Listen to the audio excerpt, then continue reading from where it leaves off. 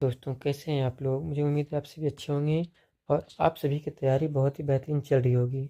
आपकी तैयारी को और भी ज़्यादा बूस्ट करने के लिए हम लेकर के आए हैं एक आपके लिए सीरीज। अब आपको ये जानकारी होना चाहिए कि आपको इस सीरीज में क्या क्या मिलने वाला है। इस सीरीज में आपको इंग्लिश के, जो कि आपके 100 मार्क्स के आते हैं, एवं आपके लिए हिंदी, ये भी आपका 100 मार्क्स का रहेगा।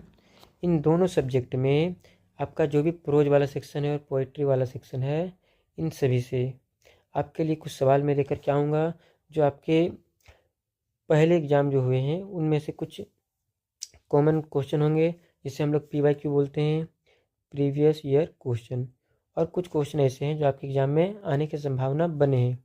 उन सभी सवालों को आपके समक्ष में प्रस्तुत करने का प्रयास करूँगा और मुझे उम्मीद है आप सभी इन्हें पढ़ करके एग्ज़ाम में एक बेहतर स्कोर अपने आप को दे पाएंगे। चलिए आज का सेशन जो है हम स्टार्ट करते हैं बिना समय गवाए। आज हम डील करने वाले हैं इंडियन सिविलाइजेशन एंड कल्चर। इनको लिखने वाले का नाम है महात्मा गांधी।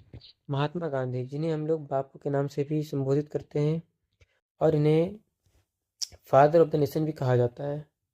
हम बात करें फादर ऑफ द नेशन भी हम इन्हें कहते हैं, और एक और नाम से इन्हें पुकारा जाता है जो हम लोग राष्ट्रपिता। इन्हें एक और नाम दिया जाता है राष्ट्रपिता। हम लोग राष्ट्रपिता कहकर भी इन्हें संबोधित करते हैं।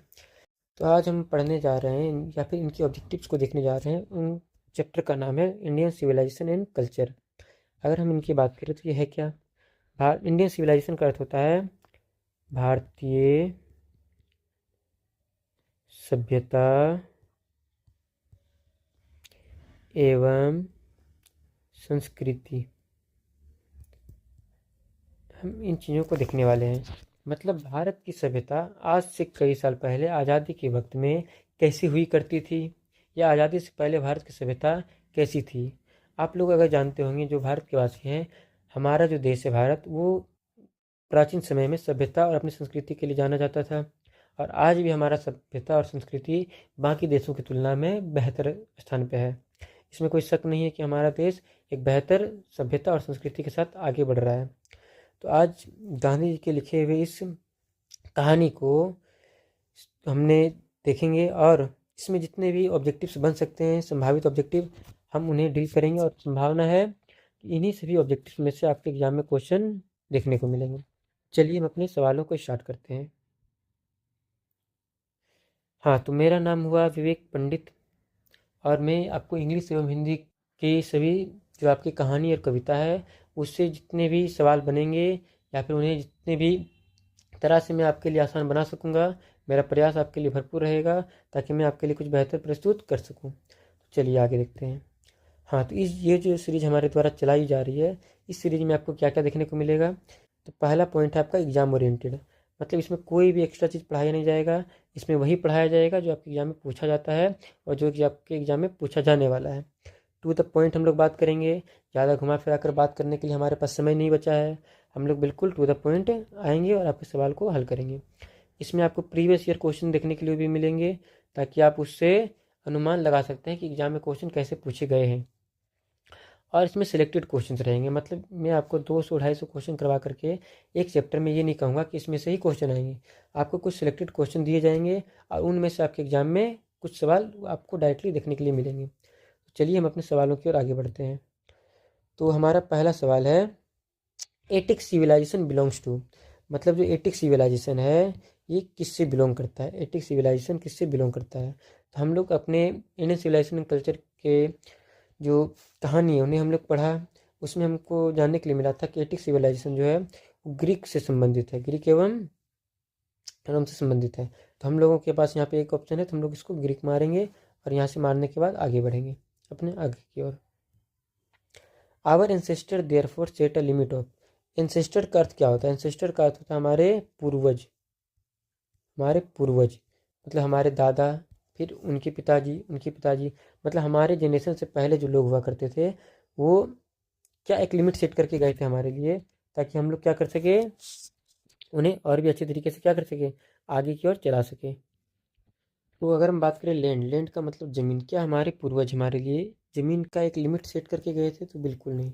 टाउन मीन्स होता है शहर, तो क्या हमारे लिए एक शहर फिक्स करके गए? तो ये भी नहीं। ग्रेन्स मतलब होता है कोई अनाज, तो इंडल्जेंस इसका सही आंसर होगा। और इंडल्जेंस का मतलब होता है हमारे सामने संतोष, कि हमारे पूर्वज जो थे उनका कहना था कि हमें अपने संतोष का एक लिमिट तय कर देना चाहिए, ताकि हमारी इच्छाएं जो है वो हमारे ज़रूरत से ज़्यादा ना हो जाए। आज के वक्त अगर हमारे पास एग्जाम्पल के लिए मान लेते हैं, हमारे पास अगर 50,000 रुपये का फ़ोन है, तो हमारी इच्छा ये भी होती है कि हमारे पास 60,000 का फ़ोन होना चाहिए। अगर हमारे पास 60,000 का फ़ोन आ जाए तो भी हमारी इच्छाएं होगी कि हमारे पास 70,000 का फ़ोन होना चाहिए। तो इनका कहना था कि हमें अपने इच्छाओं को संतुलित करना चाहिए, मतलब उसे संतोष लायक उसको लिमिट में बांध कर रखना चाहिए। उससे अधिक हो जाने के बाद परेशानियां बढ़ जाती है। आगे देखते हैं हम अपने अगले सवाल को। Dash has taught us to be friendly toward one another. तो यहाँ पे क्या किया गया? कौन हमें सिखाता है दूसरों के साथ अपने फ्रेंडली रिलेशनशिप को बनाए रखना? फ्रेंडली का मतलब होता है मित्रता। तो हम किसकी वजह से अपनी मित्रता को बनाए रखने में अपने सहयोग देते हैं? तो मित्रता की बात करते हैं तो देखिए, प्रोग्रेस। प्रोग्रेस तो हमें नहीं सिखाता है, हमें बढ़ते रहने से ये शिक्षा तो नहीं मिलती कि हमें मित्रता करनी चाहिए एक दूसरे के साथ। नहीं, आइडिया भी हमें नहीं सिखाता ये बातों को, इन्वेंशन भी नहीं सिखाएगा। तो इसके लिए हमारा सही उत्तर हो जाएगा इन्वेंशन। इन्वेंशन की मदद से हम लोग सीख पाते हैं कि हमें क्या करना चाहिए। तो हमें किसी के साथ मित्रता बनाए रखने के लिए हमें हमारा सभ्यता ही सिखाया जाता है। जैसे कि आप लोगों को मालूम होगा कि हमारा जो देश जो भारत है, आज भी हम लोग सभी मिलकर के समस्त परिवार के रूप में रहते हैं, जो कि दूसरे देशों में देखने को नहीं मिलता है। तो ये किस वजह से होता है? तो ये हमारे सभ्यता की वजह से होता है, कि हमारे सिविलाइजेशन में ऐसा हम लोगों को सिखाया गया है सभ्यता के रूप में। आते हैं अपने अगले सवाल में। Civilization helps in the development of. Civilization की मदद से हम लोग किस चीज़ों को डेवलप कर सकते हैं अपने? Sense of duty, non living things, spirituality, animal and bird. तो इसका सही आंसर हो जाएगा आपका क्या? Sense of duty.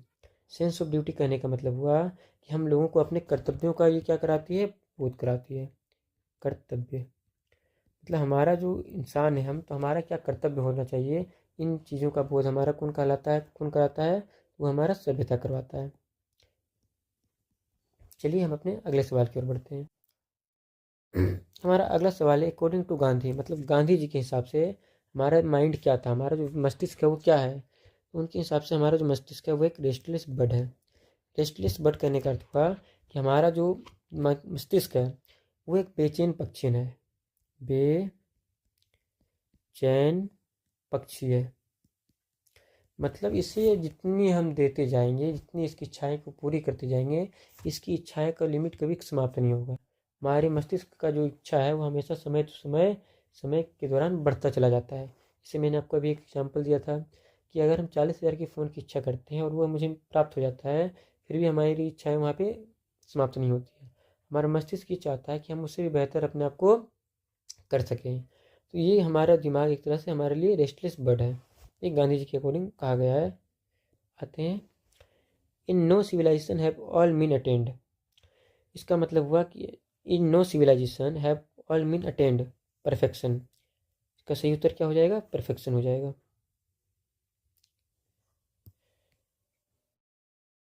इसका सही उत्तर परफेक्शन होगा। आते हैं हम अपने अगले सवाल की ओर। The Gujarati equivalent for civilization means. Gujarati जो है किसके इक्विवेलेंट है? तो उसकी बात करेंगे तो गुड कंडक्ट। इसका सही उत्तर क्या हो जाएगा? Good conduct. गुड कंडक्ट के इक्विवेलेंट है गुजराती। हमारा अगला सवाल है, civilization is that mode of conduct which point out to man the path of duty is from. मतलब हम लोगों को हमारा जो ड्यूटी है, हमारा जो कर्तव्य है, कौन सिखाता है? तो हमारा सिविलाइजेशन सिखाता है। ये बात किस कहानी में कहा गया है? क्या ये बात ये चाइल्ड इज बॉर्न में कहा गया? नहीं, इसमें एक नए बच्चे के जन्म के विषय में कहा गया है। मैरिज प्रपोजल में कहा गया तो नहीं। इसमें एक व्यक्ति होता है जो अपने पड़ोसी में एक व्यक्ति को प्रपोज करने के लिए नतालिया को आया हुआ रहता है, ये उसके विषय में है। भारत इज माई होम, इसको डॉक्टर जाकिर हुसैन ने लिखा था। वो जब अपने पहले भाषण को देने के लिए गए थे तो वो लोगों को इससे संबोधित किए थे। तो इसका सही उत्तर हो जाएगा हमारे लिए इंडियन सिविलाइजेशन एंड कल्चर। अब हम अपने अगले सवाल की ओर बढ़ते हैं। Some of the immediate and brilliant result of moderate inventions are too maddening to resist age from। तो सही उत्तर क्या होगा? Some of immediate and brilliant result of modern invention, मतलब नया नया जो इन्वेंशन हो रहा है। टू मैडनिंग, मैडनिंग का अर्थ क्या हुआ? मैडनिंग का अर्थ होता है पागल कर देना। ये जो मैडनिंग का शब्द आप देख रहे हैं इसका अर्थ होता है पागल कर देना, पागल कर देना।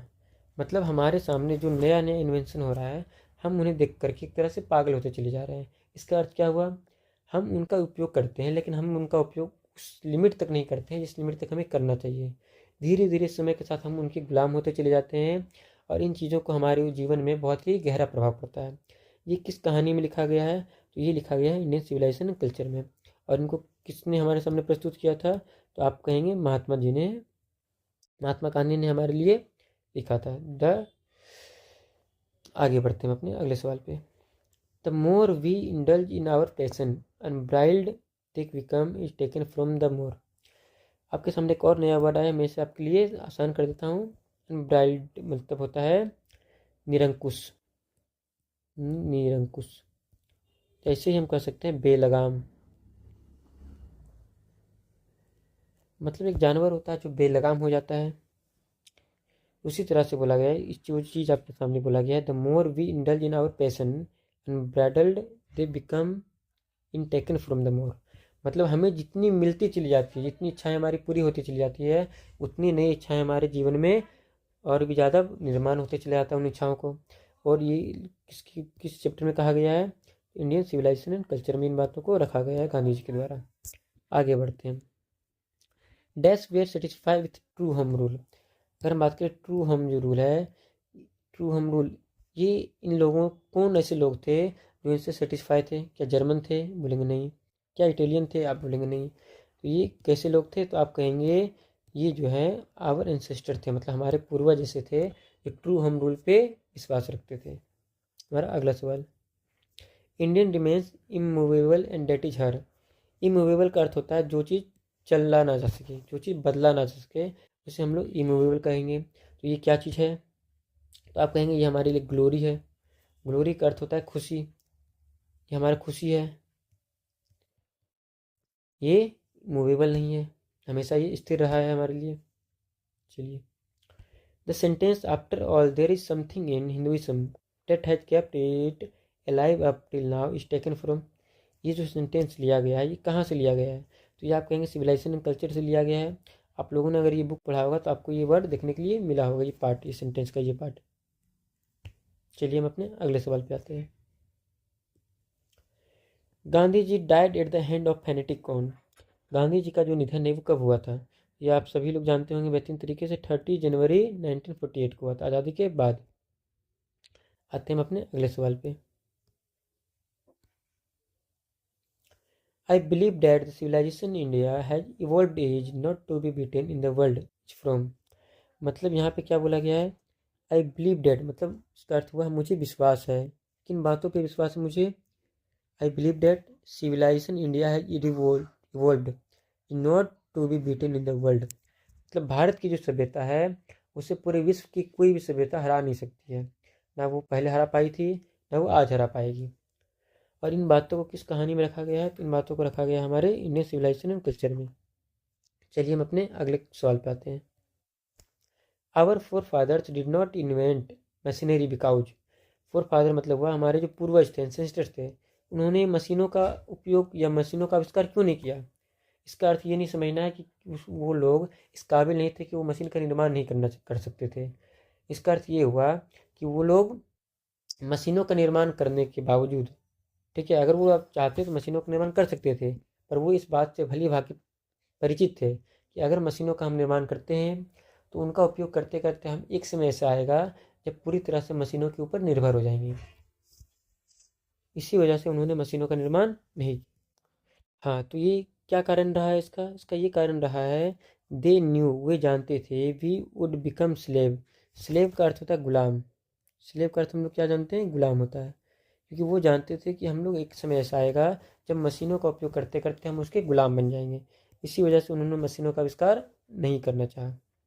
आते हैं हम अपने अगले सवाल पे। Mahatma Gandhi has written the lesson. Mahatma Gandhi ने क्या लिखा? तो आप ये लोग भली भांति एकदम परिचित हैं इस चीज़ से कि Indian civilization and culture Mahatma Gandhi के द्वारा लिखा गया है। चलिए हम आगे बढ़ते हैं। Pharaohs were rulers of ancient.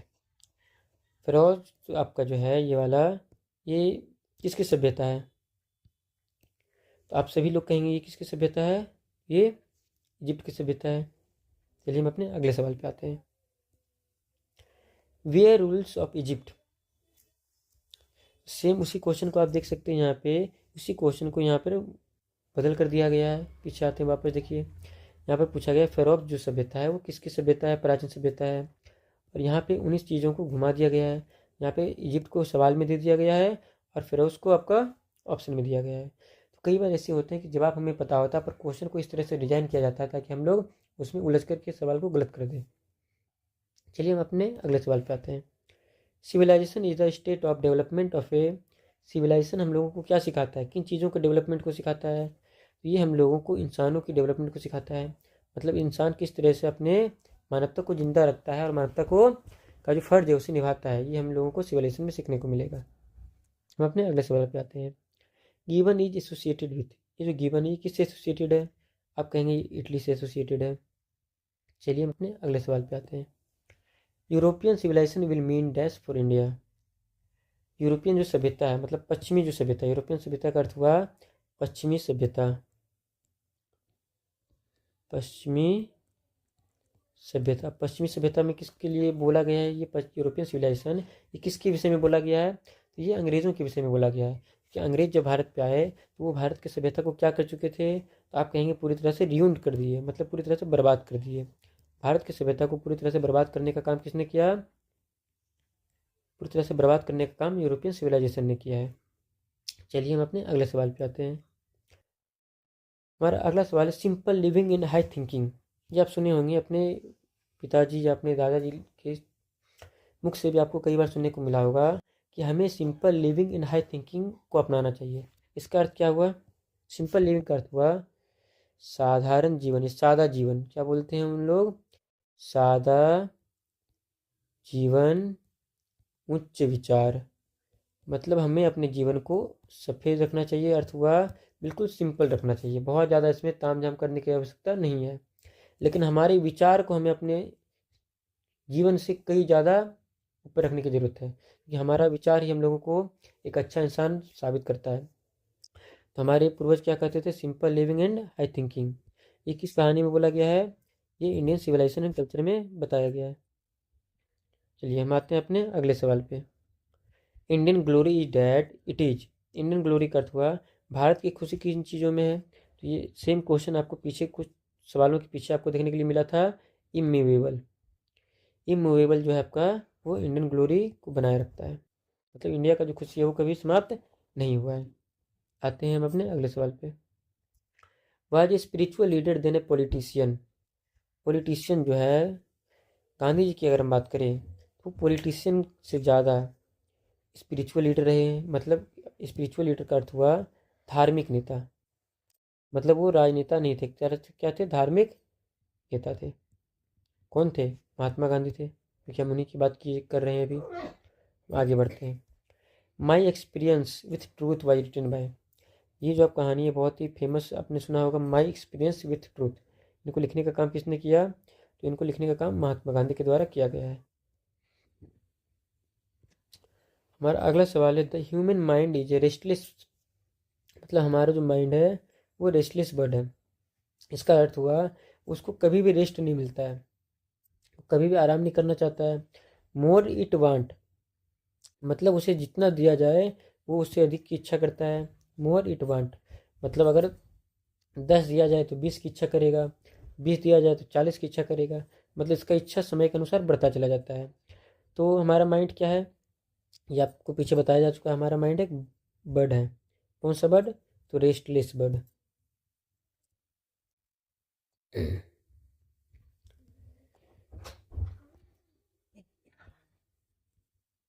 आते हैं हम अपने अगले सवाल पे। The people of Europe learn their lesson from the writing of the man of. The people of Europe के जो पीपल है क्या लर्न करते हैं? कौन से लेसन को लर्न करते हैं? Writing the man of. किस मैन की बात किया जा रहा है यहाँ पे? तो यहाँ पे आपका आंसर हो जाएगा ग्रीक्स एंड रोम, आपका उत्तर हो जाएगा ग्रीस एंड रोम। इसका सही उत्तर हो जाएगा आपका ग्रीस एंड रोम। चलिए हम अपने अगले सवाल पे आते हैं। हमारा अगला सवाल है plain living and high thinking is motto of a, मतलब plain living and high thinking मतलब सादा जीवन उच्च विचार जो है, ये किसका विचार था, इसमें किसका मोटो, मतलब मोटिव क्या था इसका। तो इसका सही जवाब हो जाएगा आपका वेस्टर्न फिलोसोफर का। हम आगे बढ़ते हैं। Sacrifice is the sole aim of our, sacrifice जो है ये सोल एम किसका था हमारा, तो ये हमारे राइट्स, यहाँ पे आपका राइट्स हो जाएगा। चलिए हम अपने अगले सवाल पे आते हैं। He dead against blind imitation of Western civilization, he dead against blind imitation of Western civilization किसने कहा, आप कहेंगे कि हमारे गांधी जी के द्वारा कहा गया, ये बात इनके द्वारा कहा गया, गांधी जी के द्वारा। We are satisfy with small villages, कौन सेटिस्फाई थे छोटे छोटे घरों से, तो आपको बताया जा चुका है कि हमारे छोटे छोटे घरों से कौन सेटिस्फाई थे, संतुष्ट थे, आवर एंसेस्टर मतलब हमारे पूर्वज के द्वारा छोटे छोटे घरों के द्वारा सेटिस्फाई रहे थे। आते हैं हम अपने अगले सवाल पे। Has civilization taught us to be more dash toward one another,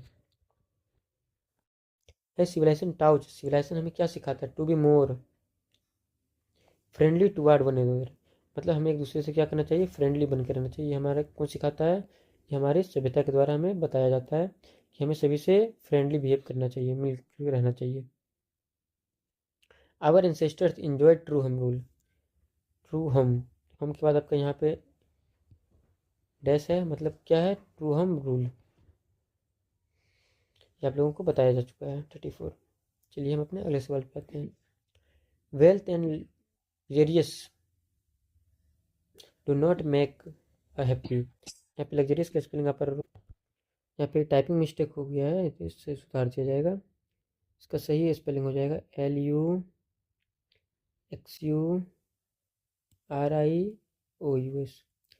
ये हो गया। इसका अर्थ क्या होता है, आरामदायक, लग्जरियस लाइफ का मतलब होता है आरामदायक जीवन। वेल्थ एंड लग्जरियस आरामदायक,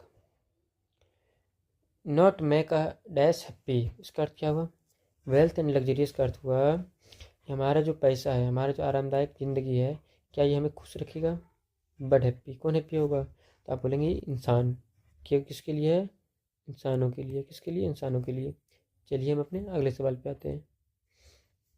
गांधी जी वेंट टू चंपारण इन, हमारा अगला सवाल है गांधी जी वेंट टू चंपारण इन, तो गांधी जी चंपारण में आंदोलन कब किए थे, इन्होंने किया था 1917 में। आते हैं हम अपने अगले सवाल पे। अगला सवाल है the people of Europe are inspired by dash and Roman writer, तो जो यूरोप के जो पीपल थे वो किससे इंस्पायर्ड हुए थे, एक तो आपका ऑप्शन दिया हुआ है रोमन, और दूसरा आपका हो जाएगा ग्रीक, वो ग्रीक और रोमन राइटर से क्या थे, इंस्पायर्ड थे। हमारा अगला सवाल है the invention of dash proved a milestone in our development, invention जो है क्या प्रूव किया milestone in our development में, तो किसकी वजह से हमारा जो डेवलपमेंट है वो बहुत ही तेज़ी से हुआ, तो आप कहेंगे हम आपसे फायर, आग की खोज के बाद हमारा जो डेवलपमेंट है, हमारा जो विकास है वो बहुत ही तेज़ी से देखने को मिला। हमारा अगला सवाल है observing all these our ancestor decided us from luxurious and pleasure, luxurious का स्पेलिंग मिस टाइप हो चुका है, आप इसे करेक्ट कर लेंगे, मैं पीछे लिख चुका हूँ। तो हमारे जो एंसेस्टर थे उनका कहना था कि लग्जरियस जो लाइफ है या जो प्लेजर लाइफ है ये हमारे लिए उतना सही नहीं है। ये किस में कहा गया है, ये इंडियन सिविलाइजेशन एंड कल्चर में कहा गया है। हमारा अगला सवाल है civilization points out to man, civilization किस इंसान की किस चीज़ को पॉइंट आउट करता है, इसका जवाब हो जाएगा आपका पाथ ऑफ ड्यूटी, मतलब हमारे ड्यूटी को वो बताता है कि हमारा क्या कर्तव्य है हमारे मानवता के लिए। हमारा अगला सवाल है to observe morality is to attend mastery over, observe morality is attend mastery over, किसके ऊपर मास्टरी किया गया है इनके द्वारा, तो आप कहेंगे माइंड एंड पेशन, हमारे मानव के ब्रेन के लिए, हमारा मस्तिष्क जो वो क्या सोचता है उसकी वजह से।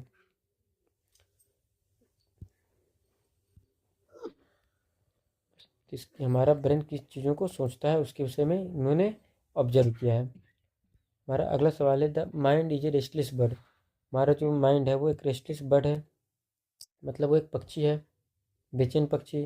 विच ऑलवेज रिमेन, वो क्या रहता है हमेशा, तो आप कहेंगे वो हमेशा अनसेटिस्फाई रहता है, कभी भी संतुष्ट नहीं हो पाता है।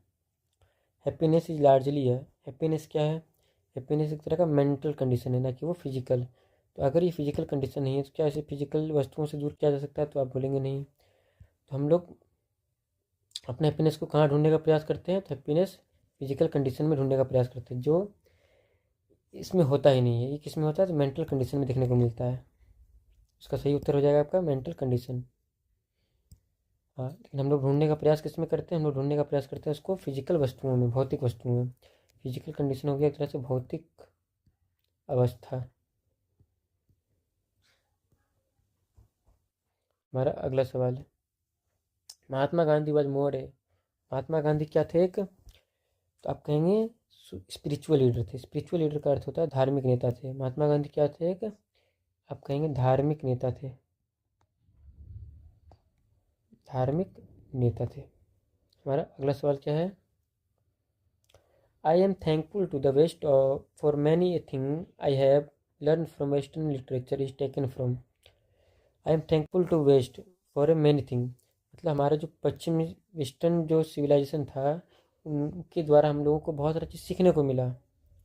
इसका अर्थ ये नहीं हुआ कि उन्होंने जो हमें दिया वो हर कुछ सही था, कुछ चीज़ें उनकी ओर से भी हमें सही दिया गया है, इसमें इसे मानने में कोई दोहराई नहीं है। इसका सही उत्तर हो जाएगा आपको इंडियन सिविलाइजेशन और कल्चर में, इसमें हमें इन चीज़ों को देखने के लिए मिला है। आवर एंसेस्टर डिस्यूडेड अस फ्रॉम, इसका हो जाएगा लग्जरियस एंड प्लेजर। आप यहाँ भी लग्जरियस का स्पेलिंग को सही कर लेंगे। हमारा अगला सवाल है people in ancient days were satisfied with. People जो है हमारे पुराने समय में किन चीज़ों को लेकर के खुश हुआ करते थे, तो आप कहेंगे वो गाँव के साथ खुश रहते थे। आज हमें गाँव नहीं, हमें भौतिक वस्तुओं का क्या हो चुका है, जरूरत बढ़ चुका है, तो हमें भौतिक वस्तुएं चाहिए होती है, लेकिन पहले के समय में ऐसा नहीं था, पहले लोग विलेजेस से ही खुश थे। Our forefather saw that kings and their sword were inferior to, सही उत्तर हो जाएगा आपका इथिक्स, स्वर्ड्स ऑफ इथिक्स, में नैतिकता के साथ काम करना चाहिए, इसके साथ नैतिकता। हमारा अगला सवाल है in ancient days the common people follow. पुराने समय में, अगर प्राचीन समय की बात करें, एंशियंट का अर्थ होता है प्राचीन। अगर हम प्राचीन समय की बात करेंगे तो प्राचीन समय में लोग किससे फॉलो करते, तो आप कहेंगे एग्रीकल्चर को, खेती बाड़ी को प्रमोट करते थे, कि खेती ही भारत का मूल आधार था। हमारा अगला सवाल क्या है, हमारा अगला सवाल है modern civilization is the workshop of. हमारा जो मॉडर्न सिविलाइजेशन है, मतलब हमारा जो आधुनिक सभ्यता है, क्या होगी आधुनिक सभ्यता, ये किन चीज़ों की पूजा करता है, तो आप कहेंगे ये मटेरियल की पूजा करता है। इसे हम लोग भौतिक वस्तु भी कह सकते हैं, ये भौतिक वस्तु की पूजा करता है। चलिए हम अपने अगले सवाल पर आते हैं। Indian civilization and culture has written by, Indian and civilization culture किसके द्वारा लिखा गया है, आप कहेंगे महात्मा गांधी जी के द्वारा। In ancient days the common people enjoy, प्राचीन समय में जो लोग थे वो किन चीज़ों से खुश रहते थे, तो आपको शुरू में ही बताया गया है कि ट्रू होम रूल। आप देख सकते हैं एक ही सवाल को अलग अलग तरीके से आपके सामने प्रस्तुत किया गया है, ताकि आपके एग्जाम में अगर इन्हीं सवाल को अलग घुमा घुमा कर दिया जाए तो आप उसमें कन्फ्यूज ना हो। हमारा अगला सवाल है tendency of Indian civilization is to elevate. हमारा जो इंडियन सभ्यता है इसका टेंडेंसी क्या है, इसका इरादा क्या है, तो आप कहेंगे इसका मोरल बीइंग को बढ़ाना इसका क्या है, प्रमुख उद्देश्य है, ताकि इंसान के अंदर मानवता का क्या हो, उदय हो। हमारा अंतिम सवाल है इंडियन सिविलाइजेशन इज, भारतीय सभ्यता क्या है, एक, तो आप बोलेंगे based on believe in God. Bharat का जो सभ्यता है वो भगवान पे विश्वास रखने में है, भगवान, अल्लाह, या जिसे हम लोग क्या कहते हैं गॉड, इसमें क्या कहा जाता है उसे गॉड, इनमें विश्वास रखने का ये क्या है प्रकरण चला हुआ है। हमारा आज का सेशन समाप्त होता है। मैं उम्मीद है कि आपके आज के सेशन से आपको बहुत कुछ सीखने को मिला होगा। हम प्रयास करेंगे आपके लिए और भी इसी तरह के कई चैप्टर्स का आपके लिए ऑब्जेक्टिव बना करके ला सकें, ताकि आपकी परीक्षा में आपके लिए बहुत ही महत्वपूर्ण साबित हो सके। धन्यवाद।